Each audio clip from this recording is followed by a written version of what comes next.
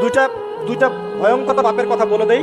এই দুইটা পাপে যারা আসক্ত হয়ে আছে তারা তওবা করে ফিরে আসলে পরেও সারা জীবন তাদেরকে এটা সাফার করতে হবে।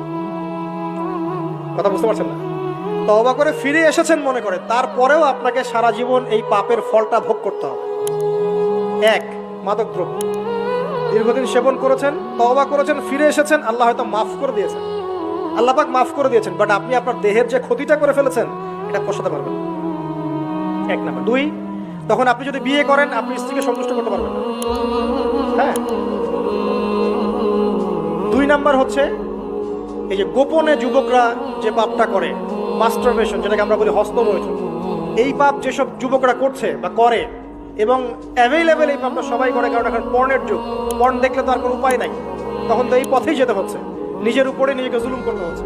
যারা হস্তমৈথুন অভ্যস্ত হয়ে গেছে এরা যদি তওবা করে ফিরেও আসে